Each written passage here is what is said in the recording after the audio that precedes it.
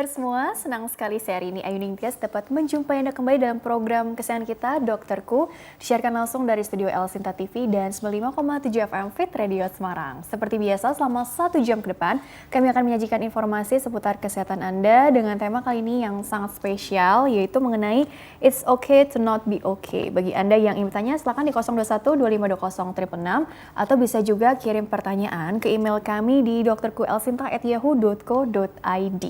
Dan hari ini kita kehadiran kembali dengan narasumber kita, Ibu Leni Utama Afrianti, MC, psikolog. Beliau tentunya psikolog di Rumah Sakit Permata Depok ya. Kita sapa dulu Ibu Leninya yang sudah duduk manis di samping aku ya. Assalamualaikum warahmatullahi wabarakatuh Ibu Leni, apa kabar? Mbak Rini, baik, alhamdulillah. Alhamdulillah, wow, stunning gitu ya. Oke. Ibu Leni, hari ini kita mau bahas seputar, ini kok aku bertanya-tanya nih, kok temanya hari ini, wah seperti judul apa ya, serial drama Korea gitu ya. Walaupun aku nggak mengikutinya sih, tapi ini kan kabarnya kan juga hits nih, It's Okay to Not Be Okay. Tapi sebenarnya kan kita nggak bahas tentang drakornya itu ya Bu ya. Jadi sebenarnya kan apa sih yang dimaksud dengan it's okay to not be okay gitu ya. Karena kan siapa tahu ada teman-teman di luar sana yang sedang mengalaminya tapi nggak sadar kalau ternyata ada di fase tersebut gitu ya. Jadi secara pengertian ini apa maksudnya? Ya, baik, makasih Mbak Rini, selamat pagi pemirsa di rumah. Jadi temanya menarik memang. Kalau cari tahu tentang definisi itu nggak ada. Iya ya, tapi maksudnya apa sih gitu kok sampai mau dibahas sekali gitu loh. Ya, karena menarik. Kebanyakan dari kita itu mengalami fase ini gitu. Mungkin bisa di usia remaja, dewasa gitu kan, dewasa ya sampai dengan mungkin usia lanjut. Ada perasaan ini gitu. Oke, ada perasaan ini. Perasaan ini ya, tanda kutip. Perasaan apa nih? Jadi sebenarnya terkadang kan kita hadir di dunia ini untuk memenuhi kebutuhan atau tuntutan orang lain, gitu ya, ekspektasi orang lain. Berharap kita ini baik, gitu ya, punya kedudukan yang tinggi, ya, secara sosial kita dipandang oke, begitu. Tapi pada kenyataannya ada beberapa dari kita, bahkan banyak sekali dari kita yang sebenarnya saya nggak seperti itu loh gitu.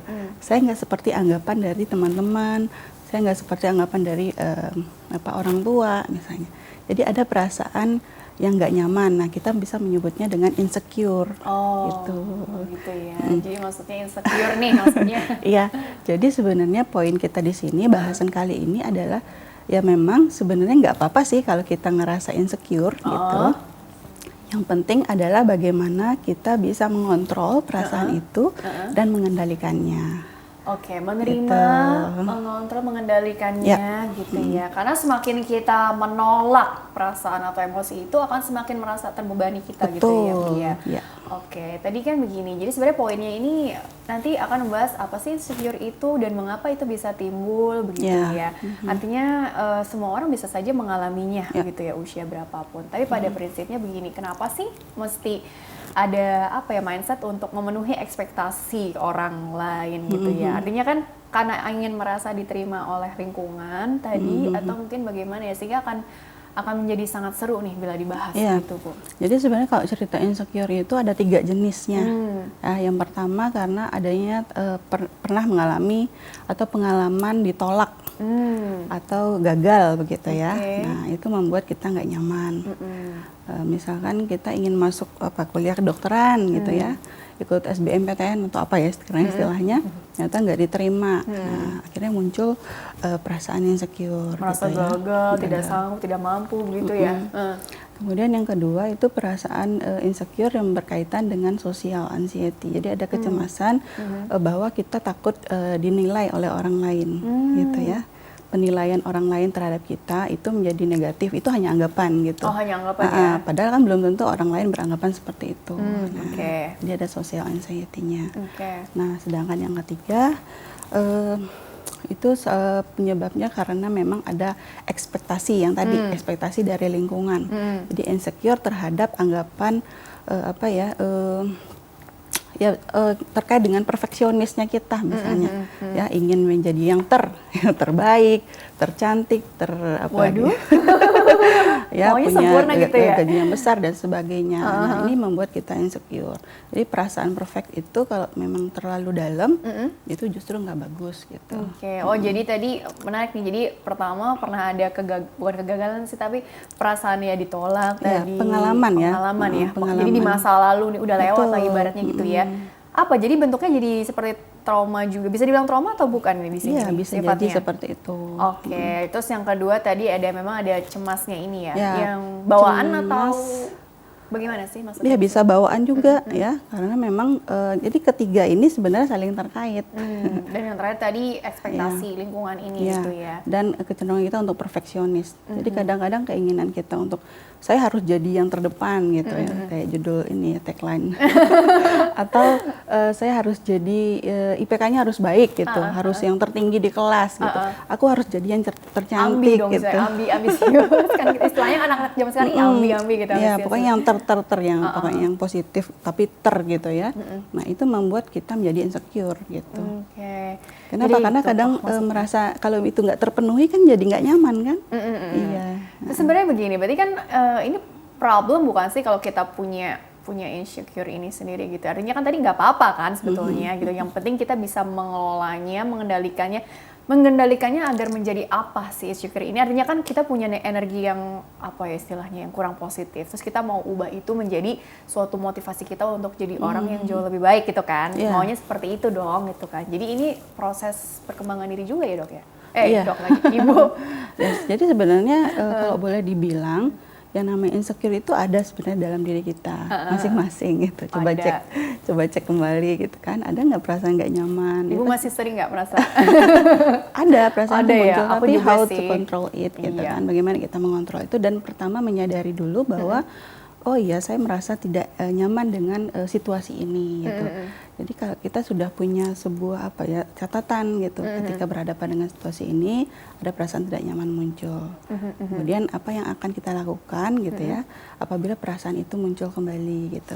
Atau gitu ketika berada pada situasi itu. Jadi udah mengenal diri sendiri dan tahu cara menghadapinya bagaimana. Iya, gitu ya. karena kalau misalkan kita nggak bisa kontrol itu, nanti lama-lama perasaan itu akan semakin kuat. Wow, semakin seperti bola salju gitu, numpuk. Ya, apalagi kalau misalnya kita denial ya, dengan kondisi seperti itu, akhirnya itu jadi siklus yang nggak akan berhenti. Seperti lingkaran setan gitu ya, lingkaran syaitan gitu ya. Tapi sebenarnya begini, ini kan tadi karena kalau dibiarkan, khawatirnya tadi kan jadi menumpuk, terus jadi artinya apa? Kecenderungan yang dikhawatirkan apa sih dari insecure yang bisa dibilang tidak terkendali dengan baik, terus over juga. Jadi pribadi yang nggak matang istilahnya, atau bagaimana ini nanti khawatirnya ke depan? Efeknya banyak nanti ya, bisa jadi memang kita nggak matang atau akhirnya kita nggak berani untuk mencoba, ya kan? Misalnya karena menghambat kesuksesan dong ya. Kayak jenis pertama tadi ya, takut akan ada pengalaman gitu kan, karena kemarin itu pernah ditolak, gagal, kemudian besoknya udahlah nggak mau lagi ngelakuin itu, pasti hasilnya akan sama gitu. Nah, kapan kita akan menjadi pribadi yang lebih baik kalau pikiran kita seperti itu? Gitu. Ini kan bahaya gitu. Kita nggak bisa jadi orang yang lebih baik lagi. Ya padahal waktu terus berjalan, usia bertambah begitu ya. Apakah kita akan menjadi orang yang sama dari tahun ke tahun? Nah, itu pertanyaannya. Gitu. Jadi sebenarnya kecenderungan setiap orang untuk mengalami insecure ini sendiri gitu ya, sehingga ada perasaan aku nggak oke nih gini-gini gitu ya. Itu sebenarnya apa ya Bu? Kita bisa lihat dari yang 3 itu aja, atau memang tadi ada faktor-faktor lain yang ya mungkin kalau di psikologi kan bagaimana dia dibesarkan pola asuh, atau bagaimana jadi macam-macam gitu ya. Jadi sebenarnya ketahanan seseorang terhadap emosi itu sendiri gitu untuk mengatasi insecure-nya gitu. Itu dipengaruhi oleh apa saja sih, kan aku nggak paham nih di sini. Ya kan tadi ada 3 jenis. 3 jenis itu pertama kan ada pengalaman tadi ya, pengalaman yang nggak enak atau penolakan. Nah, penolakan ini bisa terjadi sejak awal usia gitu. Ya, penolakan dari orang tua gitu, walaupun mungkin orang tua ada gitu, tapi ketika anak butuh tapi orang tuanya nggak ada misalnya gitu. Jadi dari kecil gitu ya? Iya. Bisa jadi seperti itu, kemudian nggak nyaman gitu kan dengan situasi ini. Itu akhirnya terakumulasi menjadi perilaku yang mungkin tidak disadari ketika dewasa gitu kan. kok saya nggak nyaman ya, tapi nggak tahu tuh apa penyebabnya gitu. Ya, jadi kalau banyak sih faktor-faktornya gitu. Salah satunya memang karena pola asuh. Oke, jadi sebenarnya kalau dipikir-pikir ini harus di-trace lagi ya, ini apa sih akar masalahnya Ya, dulu. Jadi bisa dibilang tadi kalau mau cari tahu berarti ini apa ada kaitannya dengan alam bawah sadar seseorang, itu kan terlalu jauh ya. Tapi Ya, maksudnya memang menarik betul, ya. teorinya ada. Jadi kalau Sigmund Freud mengatakan bahwa sebenarnya insecure itu semacam ya hal-hal yang manusiawi gitu ya. Nggak mungkin seorang manusia itu nggak merasa insecure. Justru sebenarnya bagus ketika ada insecure itu. Bagus tuh. Artinya dengan ada insecure itu kayak alarm kita bahwa oh ya saya ngerasa nggak nyaman nih gitu. Jadi kita tahu tergerak gitu ya untuk melakukan do something gitu ya for my body misalnya, for myself gitu. Sehingga tahu gitu apa yang harus kita lakukan. Nah, yang bahayanya itu yang misalnya alarmnya nggak hidup gitu loh. Alarmnya mati, kemudian ya sudah kita ngerasa nyaman dengan ketidaknyamanan kita. Waduh, itu merasa gitu. nyaman dengan ketidaknyamanan gitu. Jadi wah PR nih gitu kan. Oke deh, ini menarik ya. Tapi artinya gini, jeda dulu deh, nanti dilanjutkan kembali ya Bu ya obrolannya ya. Baiklah pemirsa, jangan kemana-mana, tetaplah bersama kami. Kami akan kembali sesaat lagi.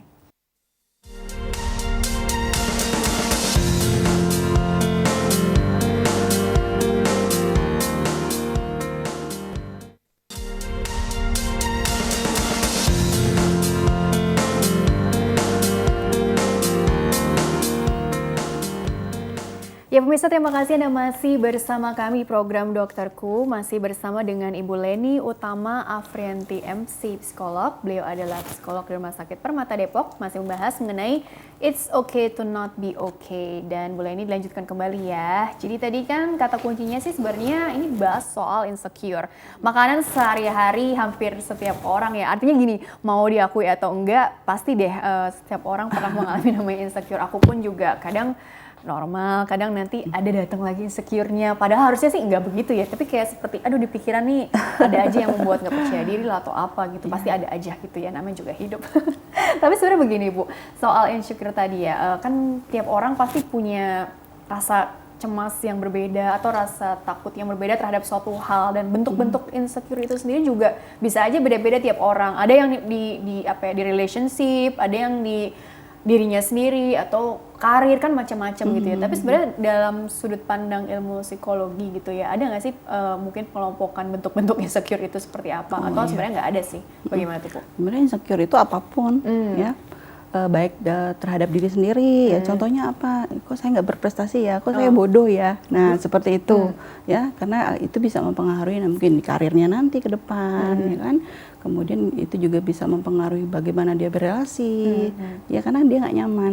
Jadi sebenarnya poinnya seseorang insecure terhadap apapun itu ketidaknyamanan dengan diri sendiri, merasa nggak aman, merasa terancam gitu ya. Nah, kurang lebih kaitannya nanti ke rasa ketidakpercayaan pada diri sendiri. Gitu. Harga diri gitu? Iya, bisa sampai ke situ. Jadi memang self-nya ya yang bermasalah. Oke, jadi seperti tadi lah contoh-contoh yang dari mencintai diri sendiri, menerima bentuk tubuh sendiri gitu ya, itu hal yang simple. Sebenarnya kelihatannya simple, tapi itu kan untuk seperti mencintai diri sendiri, menerima diri sendiri aja kadang nggak semudah yang dibayangkan gitu ya Bu ya. Nah, kebanyakan kita tuh kan nggak ada syukurnya ya, kurang bersyukur. Kalaupun ada yang bersyukur, oke, alhamdulillah. Tapi setelah itu masih membandingkan gitu ya kan. Kemudian lihat sosmed, kemudian kok dia cantik ya, kok dia putih ya gitu. gitu dia pakai pakaian apa aja oke ya, kok saya nggak seperti itu ya. Nah, muncul lagi perasaan itu. Ya, itu kan artinya kita udah tahu nih, kalau memang kita sudah tahu kondisi itu, kenapa kita melakukan, ya kan? Kenapa kita masih membandingkan? Nah, harusnya kalau kita sudah tahu, berarti alarmnya harus nyala. Karena kalau terus-menerus membandingkan jadi kebiasaan tadi ya. Akhirnya menjadi perilaku. Akibatnya ya kita menjadi rendah diri, ya kan? Ngerasa nggak nyaman. Kenapa? Wah, akibatnya nanti bisa panjang. Dan itu ternyata bukan di remaja aja kan? Aku pikir, yang masih sering membanding-bandingkan tuh misalnya remaja atau mungkin usia-usia dewasa muda lah, yang masa-masa usia produktif ya. Iya, usia produktif lah ya, yang mungkin lagi ingin tadi mengembangkan diri sendiri, terus jadi pembandingnya mungkin teman-teman sebaya atau mungkin yang mungkin public figure yang usianya juga nggak jauh beda. Sebenarnya kalau meng-compare itu baik, ya kan? Meng-compare itu baik, nggak masalah sebenarnya.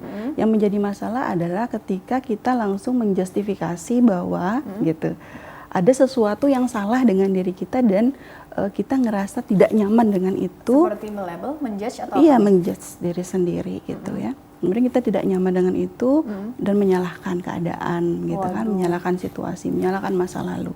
Oh, menyalahkan masa lalu, situasi. Ya kan? Akhirnya itu jadi numpuk gitu. Nah, itu yang nggak boleh gitu. Jadi makanya sebenarnya sih nggak apa-apa kalau kita itu nggak apa-apa gitu, lagi nggak apa-apa tuh nggak apa-apa. Tapi yang penting adalah kita paham bahwa oh ya, saya lagi ada sesuatu nih gitu.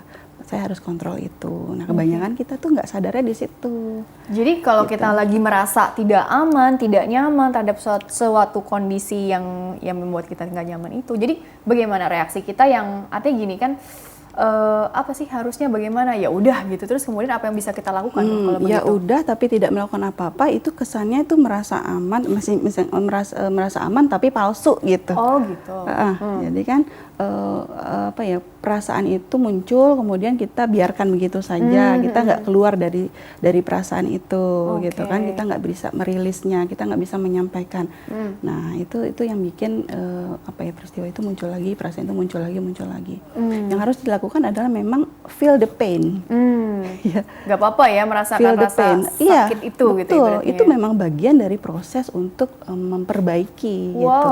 Nge-repair itu memang kan nggak mudah ya. Nah, kita harus hadirkan dulu rasa sakit itu dan merasakannya betul-betul. Ini kenapa ya, kok saya nggak nyaman ya gitu. Tapi itu betul-betul harus muncul ya. Jadi bukan hanya sebatas oh ya saya nggak nyaman, terus saya tidur aja deh gitu. Nah, itu aman tapi palsu gitu. Oh gitu ya. Nah, jadi ada penghindaran dari sebuah situasi atau perasaan yang muncul pada saat itu. Harusnya feel the pain. Jadi rasakan sakitnya. Oh ya, kok saya kayak gini ya. Gitu. Jadi munculkan aja pertanyaan-pertanyaan itu. Rasain aja gitu ya, nyeri-nyerinya, sakit-sakitnya. Iya, memang harus gitu seperti ya. itu. Gimana seperti itu gitu ya. Oh, menerima bahwa ya hidup tuh nggak melulu seperti yang kita inginkan sesuai ekspektasi gitu ya. Karena cerita tentang insecure itu pasti bercerita tentang ketidaknyamanan, ya, rasa bersalah, dan itu nggak enak banget kalau dibahas gitu. Nah, kita itu suka denial, nolak. Nah, harusnya memang feel the pain, rasakan sakitnya. Oh ya, saya ternyata nggak nyaman di posisi ini, saya nggak nyaman dengan perasaan ini, oke, apa yang akan saya lakukan berikutnya. Dan apabila ada situasi yang sama muncul, oke, reaksi apa yang akan saya munculkan agar perasaan itu menjadi berkurang, gitu. Perasaan insecure itu pasti ada, karena itu seumur hidup ya nanti. Karena itu seperti siklus yang kata teori Sigmund Freud mengatakan sebenarnya insecure itu adalah sesuatu yang manusiawi. Ya kan, setiap manusia merasakan itu gitu. Betul. Jadi harus sekali lagi diterima, memahami bahwa emosi itu beragam. Intinya nggak selamanya tadi harus sesuai harapan, happy, ada sedih, ada kecewa, ada marah, ada macam-macam gitu ya. Roller coaster ya. Iya, namanya kehidupan ya nggak sih? Naik turun. Dan kita memang harus bisa menerima itu gitu. Jangan apa ya, samakan kehidupan ini seperti drama Korea gitu. Makanya jangan kebanyakan nonton drakor kali ya. Maaf ya, astagfirullahaladzim. Nggak apa-apa, asal jangan terbawa pada situasi apa dramanya gitu. Jadi kita harus hadapi kenyataan gitu, karena pasti yang namanya hidup ada senang, ada sedih, ya ada gembira, ada bahagia gitu, dan rasanya itu beragam gitu. Berarti gini, cara taunya bahwa kita bisa nih punya kemampuan buat menghandle insecure yang kita punya ini, atau kapan aku nggak bisa deh, udah diatasin sama diri sendiri, mesti dibantu sama bule ini deh gitu, ibaratnya tuh bagaimana ya, kapan gitu. Jadi batasan apa yang bisa kita berikan untuk menilai diri sendiri gitu ya, bahwa ini insecure ini masih dalam level normal, wajar, atau udah terlampau berlebihan sehingga kita jadi nggak mampu untuk produktif, berkembang. Nah itu kan perlu tahu juga itu batasan-batasannya. Ya kalau memang tidak merasa nyaman ya dengan kondisi itu bisa mempengaruhi perilaku. Ya, akibatnya mungkin pagi jadi males gitu, enggan untuk beraktivitas harian. Ya. Jadi malas ngapa-ngapain, jadi kehilangan minat untuk melakukan aktivitas yang mungkin biasanya kita suka lakukan, jadi sekarang menjadi berkurang gitu. Menganggap saya nggak akan mampu gitu ya, menganggap saya nggak bisa nih ngelakuin ini, menganggap bahwa orang lain pasti akan nilai saya jelek kalau saya sudah melakukan itu. Padahal saya sudah berusaha. Tapi dia mengatakan bahwa orang lain akan menilai jelek. Padahal kan belum tentu itu terjadi gitu kan. Nah itu bisa berpengaruh memang. Jadi kalau memang sudah sampai sebatas itu, sampai batas seperti itu, jadi merasa kehilangan apa ya, pleasure gitu ya, suatu yang menyenangkan, ya sudah, berarti boleh minta bantuan ke profesional. Sebaiknya memang ke profesional. Kenapa? Karena kalau kita cerita konseling dengan apa ya, dengan orang yang mengenal kita, itu ada sisi dari mereka yang semacam subjektivitas yang muncul, gitu. Ya, ada akibatnya melabel. Kalau kita ke profesional, itu profesional tuh mereka ngelihat bukan kamunya, tapi ngelihat lebih kepada masalahnya, gitu. Tapi kalau orang yang kita kenal ngelihatnya kamunya, ke personnya. Jadi kalau mau ketemu psikolog, kalau aku kan kena bulan ini cari yang enggak ya, bercanda ya. Tapi pada prinsipnya begitu ya. Jadi memang secara objektif lah ya penilaiannya. Ya memang harus objektif, betul, gitu. betul. Jadi kita nggak judge personnya, tapi lebih kepada masalahnya. Gitu. Karena kan tadi kan ini seperti siklus nih, kalau nggak diputus juga, kalau ketemu atau ke-trigger lagi dengan persoalan yang sama, bisa jadi muncul lagi, kan lelah ya. Artinya ini mau sampai kapan sih memelihara yang nggak baik-baik ini gitu ya. Jadi memang ini harus ada apa? Kalau ada treatment khususnya nggak sih? Apa lebih ke terapi pikiran tadi, artinya apa ya, atau perilakunya nanti bisa pelan-pelan jadi berubah juga kalau pikiran kita udah mulai dikendalikan dengan baik, itu bagaimana tuh maksudnya? Kalau insecure-nya kategorinya sudah berat gitu ya, kita ngerasa kita nggak nyaman, betul-betul udah nggak nyaman, mungkin udah jarang mandi bahkan gitu ya, sampai nggak mau mandi dan melakukan aktivitas apapun, ya memang harus ke profesional. Nah kalau profesional itu memang ada terapi khusus. Tapi sebaiknya memang diawali dengan kesadaran dulu dari diri sendiri, aware dulu bahwa oh ya saya mengalami ketidaknyamanan ini gitu. Oke, nggak apa-apa ditulis aja. Kemudian melakukan sesuatu yang kayaknya apa ya yang membuat saya tidak nyaman. Jadi bukan hanya dalam pikiran saja, tetapi kita tuliskan. Gitu. Kita bisa cek ya, melakukan semacam checklist gitu ya dalam diary kita. Apa sih yang membuat kita tidak nyaman? Apa yang ingin saya lakukan? Nah itu betul-betul harus dari dalam tuh, harus ditingkatkan intensitas perasaannya. Jadi kalau hanya sekedar ingin berubah tetapi tidak melakukan apapun ya sama aja gitu, kita akan berada di situ terus. Tapi kalau misalnya kita menulis, kemudian kita melakukan checklist ya, apa yang saya hadapi hari ini, kemudian apa yang ingin saya inginkan dalam hidup. Nah itu kita yang harus jawab sendiri. Jadi belajar mengenali diri sendiri juga ya dalam problem solving ini gitu ya. Apa kelebihan kita, apa kekurangan kita, fokus pada apa yang bisa kita lakukan gitu ya. Memang sih kalau ngomong kelihatannya enak ya teorinya gitu, tapi prakteknya tadi memang butuh konsisten, kesabaran gitu ya. Dan nggak apa-apa, nggak ada yang instan juga gitu ya Bu ya. Artinya dalam proses menuju aman, mencapai rasa aman itu sendiri, artinya memang kadang-kadang udah merasa aman tapi nanti balik lagi. Jadi seperti maju mundur gitu, tapi tetap harus terus jalan gitu kita ya. harus tetap jalan, waktu berjalan, usia nambah gitu kan.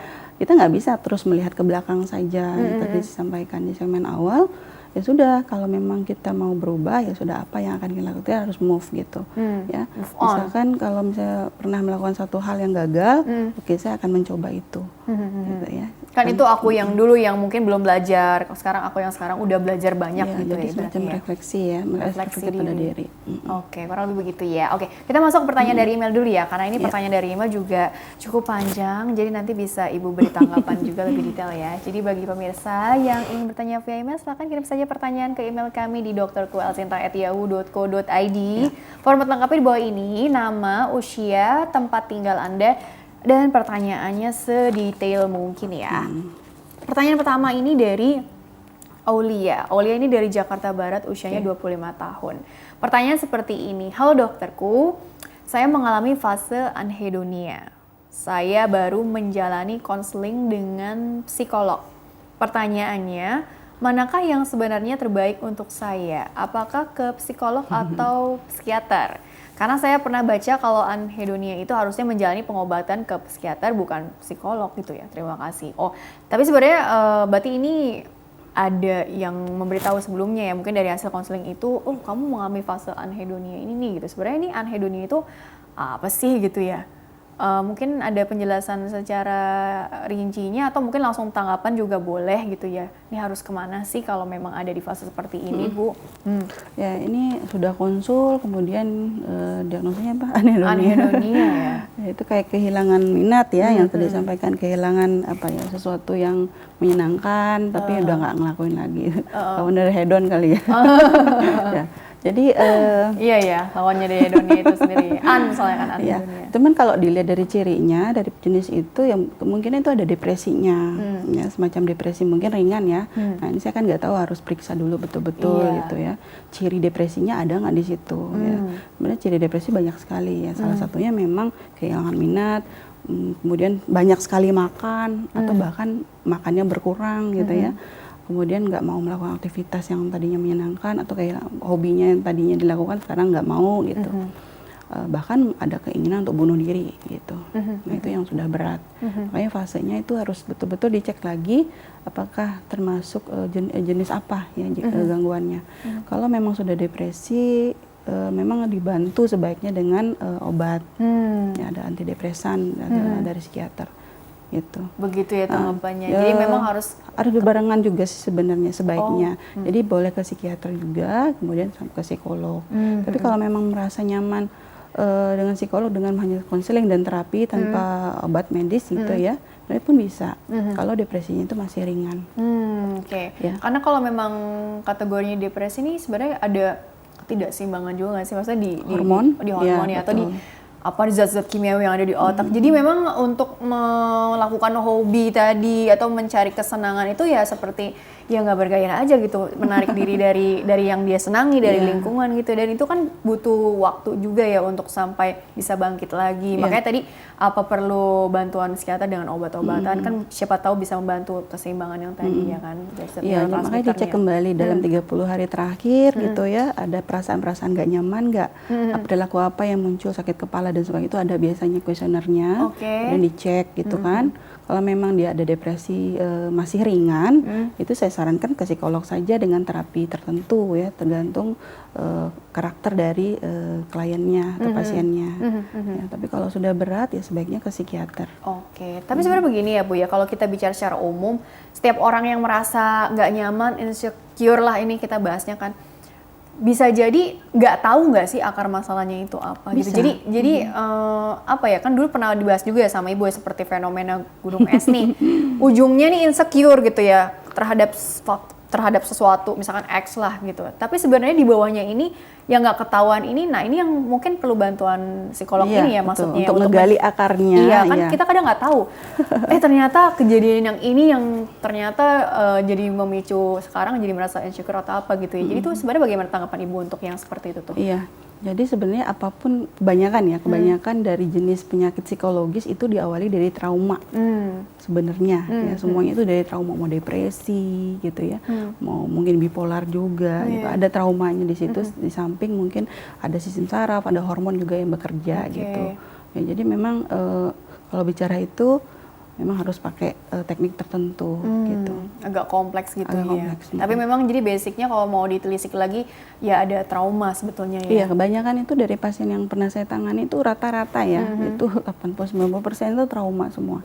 Trauma tuh sebenarnya jadi kayak tadi bola salju yang intinya kan apa ya istilahnya, terpendam gitu dan tidak selesai, emosi yang tidak tuntas, belum terselesaikan dengan baik ya. Jadi itu. Jadi ceritanya kalau memang masa kecil sebenarnya itu nggak apa-apa, menurut dia nggak apa-apa, tapi ternyata ada sesuatu yang bikin dia nggak nyaman ketika dia ketemu lawan jenis gitu, misalnya. Di repress gitu berarti ada sesuatu nih di belakang, ada apa, itu kita cek lagi. Itu kan ada perasaan insecure kan yang muncul. Gitu ya, memang, kurang lebih seperti itu ya. Jadi kalau pertanyaannya siapa tadi, Aulia? Mbak atau Mas? Mbak kali ya, kayaknya Mbak Aulia. Jadi kalau misalnya kehilangan minat itu biasanya ya secara medis memang kaitan dengan hormon. Jadi kalau psikiater memang dimunculkan kembali hormon. Kurang zat apa gitu ya? Jadi ada hormon dopamin, serotonin ya yang menyenangkan ya, yang hormon senang itu berkurang. Yang muncul justru hormon kortisol, ya, hormon Memicu stresnya. Stres ya, hormon stresnya yang muncul di situ. Jadi hormon stres lebih tinggi, yang ini mengalahkan ya hormon senang, sehingga kehilangan sesuatu yang harusnya biasa dilakukan menjadi nggak mau lagi gitu. Jadi mungkin kalau untuk bantuan obat tuh maksudnya untuk meregulasi tadi ya supaya hormonnya jadi jauh lebih seimbang ya. Jadi kan harapannya dopaminnya naik, serotoninnya naik, kortisolnya menurun gitu ya. Kurang lebih begitu sih maksudnya ya. Oke. Dicek kembali aja. Dicek kembali lagi aja. Cek. Oke. Cek ke psikolog ya atau ke psikiater tadi ya. Mungkin ya begitulah tanggapannya. Oke, pertanyaan selanjutnya ini dari Tia Bekasi. Nah, ini berkaitan nih pertanyaannya dengan pembahasan Ibu sebelumnya mengenai di usia 30 nih. Oke, apakah wajar masih suka merasa insecure dan bagaimana mengatasi rasa insecure tersebut? Memangnya ada yang ngomong usia 30 nggak boleh insecure gitu ya? Karena kan tadi semua orang juga pasti mau nenek-nenek kakek-kakek juga bisa aja merasa insecure. Kan permasalahan itu kan selalu ada di setiap hidup ya. Jadi bagaimana nih, ada anggapan kalau usia matang tuh harusnya sih udah ya tadi pribadinya tuh udah nggak gampang apa ya istilahnya, lembek lah ya, ada pemicu sedikit. Memang idealnya seperti itu ya, tapi berarti kan ada ideal bagaimana? di situ ya, idealisme, ada ideal yang terbangun dari sosial masyarakat. Oh, ekspektasi tadi ya, balik lagi ya. Ya, jadi usia 30 tuh harusnya matang, harusnya ini, harusnya itu gitu, harusnya udah nikah misalnya gitu kan. Itu bikin gak nyaman tuh. Oke. Benar. Ya pasti bikin gak nyaman, apalagi langsung ngena di permasalahannya dia sendiri ya secara pribadi, itu langsung kesel banget tuh bawaannya. Kok dia ngomongin itu sih, padahal gue baik-baik aja misalnya kan. Ya sebenarnya kalau baik-baik aja, betul-betul baik-baik aja sih nggak masalah gitu. Yang menjadi masalah adalah kok ada ketika orang ngomong itu saya baik-baik saja tapi malamnya keingetannya, kepikirannya gitu. Berarti sebenarnya nggak baik-baik aja juga dong. Iya, berarti aman tapi palsu yang tadi yang tadi udah dibahas ya. Tadi disampaikan sebenarnya insecure itu ada di setiap usia gitu ya, mulai dari remaja, bahkan anak kecil pun sudah bisa merasakan insecure. Ya contohnya ketika dia berangkat sekolah, kemudian ditinggal oleh ibunya gitu kan, anak TK, anak kelas 1 SD nih yang mau masuk sekolah, ya ibunya sampai harus duduk di kelas gitu ya. Nah itu kan ada insecure sebenarnya di situ, cuman tingkatannya berbeda gitu. Nah dengan usia 30 tahun gimana bedanya? Sebenarnya kalau 30 tahun kan memang sudah dewasa, harusnya idealnya seperti ini gitu ya, harusnya sudah matang. Tapi kalau dia merasa insecure ya sudah terima dulu perasaan itu. Kemudian perasaan insecure-nya di-checklist, ya. Apa yang membuat tidak nyaman, itu harus ditulis tuh. Ada proses identifikasi yang kita lakukan terhadap problem kita sendiri. Jadi yang sebenarnya tahu masalah itu adalah diri kita, ya, bukan orang lain, bukan psikolog, bukan psikiater. Ya. Kita lah menjadi hero gitu untuk kehidupan kita sendiri. Jadi kita lah yang harus menuliskan cerita kita. Oke, gitu. Kita yang melukiskan kisah betul. Kita gitu ya. Identifikasi aja. Kemudian kan tadi pertanyaan caranya ya, nah, identifikasi. Kemudian terima gitu ya, rasakan sakitnya, identifikasi. Ya do something gitu. Karena tadi menarik sih adanya anggapan kita ingin membuat senang setiap orang gitu ya, ingin merasa diterima oleh lingkungan sosial gitu ya. Pasti setiap orang pasti akan ada punya kecenderungan ke arah, nggak pasti sih, tapi kebanyakan ya. Betul. Punya kecenderungan ke arah sana, ingin diterima, nggak mau ditolak gitu ya. Karena memang apakah itu tolak ukur aktualisasi diri atau apa gitu, sehingga ini tadi jadi yang 3 hal tadi, yang ada pengalaman trauma sebelumnya pernah ditolak, atau tadi ada social anxieties juga, anxiety, dan juga ada ekspektasi dari lingkungan, perfectionism gitu, itu jadi apa ya, jadi bisa dibilang jadi lumayan jadi akar masalah juga di sini begitu Bu. Ya, jadi semuanya jadi penyebab ya. Jadi apapun itu mulai dari diri, lingkungan, harapan, perfeksionisnya kita membuat kita merasa insecure gitu. Ya sekarang itu balik lagi. Kan kita lah yang penulis cerita kita, ya lakukan sesuatu untuk itu. Kalau memang merasa tidak nyaman dan berkelanjutan ya silakan ke profesional. Gitu. Biasanya kalau di profesional nih lebih ke apa sih, lebih ke terapi yang ya, tadi kalau ya, psikologis CBT banyak sekali ya terapinya, jenisnya banyak sekali, bervariasi. Tergantung dari level masalahnya juga, dari karakter orangnya itu juga gitu ya. Tapi ini tadi menarik ya kalau kita mencoba tadi ya, paling nggak sebelum kita ke psikolog gitu ya, mau mencari tahu sebenarnya, mau belajar mengenali diri kita sendiri gitu ya. Jadi sebenarnya apa sih yang membuat aku seperti ini gitu ya. Tadi ada kaitannya nggak sih yang tadi kan pola asuh tadi sempat dibahas, terus juga sampai ditemenin sama ibunya ke sekolah karena saking takutnya, cemasnya gitu ya. Jadi ada pengalaman apa sih, kayak mungkin attachment yang terlalu berlebihan atau apa, sehingga jadi menarik nih untuk dibahas lagi lebih dalam. Kalau untuk hal-hal tersebut bagaimana itu? Kalau kita mencoba lihat, menggali lagi gitu dari masa lalu. Kalau cerita tentang attachment, ada insecure dan secure memang. Kalau cerita ke anak tadi ya yang sekolah kemudian ibunya harus duduk menemani dia di kelas, ya itu kaitannya dengan attachment yang insecure gitu. Jadi ada semacam kayak anxious attachment gitu. Mungkin nanti kita bisa bahas ya di segmen di episode selanjutnya gitu. Karena ini beda lagi. Tapi intinya yang namanya insecure itu memang penyebab trauma. Attachment itu karena memang ada sesuatu yang nggak nyaman ya terkait dengan relasi di awal. Ya, relasi di awal itu dengan figur ibu. Jadi primernya. Jadi kenapa sih ibu ibu tuh ada gitu saat aku butuh ibu nggak ada misalnya. Nah yang kayak gitu jadi akhirnya menjadi posesif ya, nggak boleh ibu nggak boleh kemana-mana. Nanti ketika dewasa itu bahaya juga, nanti preoccupied itu ya, jadi kayak posesif sama pasangan. Ya kan banyak juga kasusnya takut ditinggal dan sebagainya. Pasangan takut ditinggal segala banyak macam sekali, ya. banyak sekali. Baik Ibu, kita jeda dulu sebentar, nanti dilanjutkan di segmen terakhir ya. Baiklah pemirsa, jangan kemana-mana, tetaplah bersama kami akan kembali sesaat lagi.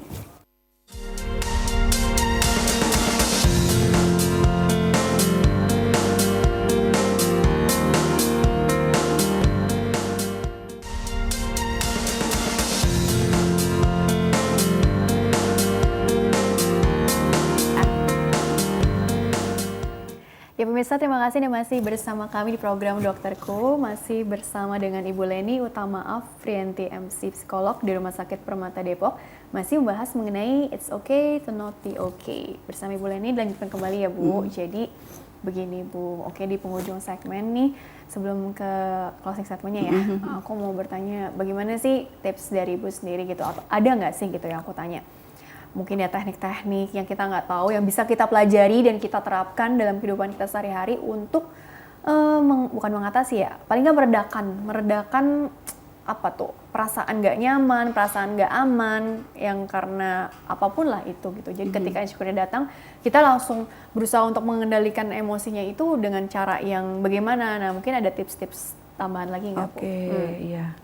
Rasa insecure itu bisa muncul kapanpun, di usia berapapun gitu. Nah kalau untuk remaja sampai ya anak-anak usia yang sudah ngerti kemampuan kognitif udah berkembang, sampai remaja, dewasa, usia sekarang, itu bisa sebenarnya kita belajar mengontrol itu, ya meredakan yang Mbak Rini bilang. Karena insecure itu ya otomatis itu nggak akan bisa hilang, ya kan?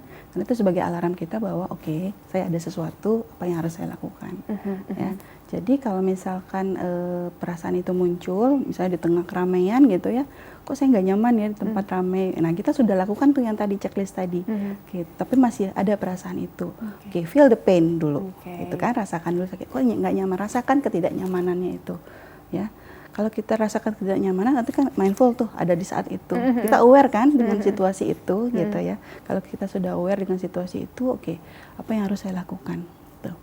Langsung positif ya. Jadi ganti pikiran-pikiran tadi ya, yang perasaan juga yang negatif, ganti dengan rational talk gitu, pikiran positif. Gitu, pikiran yang ya. Rasional gitu ya. Ini hanya perasaan saya saja, mereka tidak menjudge saya ya, walaupun saya ada di keramaian, saya baik-baik saja. Gitu. Jadi ya. itu harus dilontarkan. Seperti afirmasi aja dong. Misalnya itu cuma pikiran aja gitu kan, cuma pikiran aja gitu ya. I'm fine. Tapi betul-betul itu dihayati ya, dihayati betul gitu. Karena kalau hanya sekedar kata-kata tapi tidak ada penghayatannya minim atau kurang, ya sama aja. Jadi kayak rasa aman tapi palsu gitu. Ya, jadi memang kita ganti pikiran yang negatif tadi, perasaan negatif tadi dengan sesuatu yang rasional. Pikiran rasional itu bisa mempengaruhi emosi, ya, emosi mempengaruhi tindakan kita.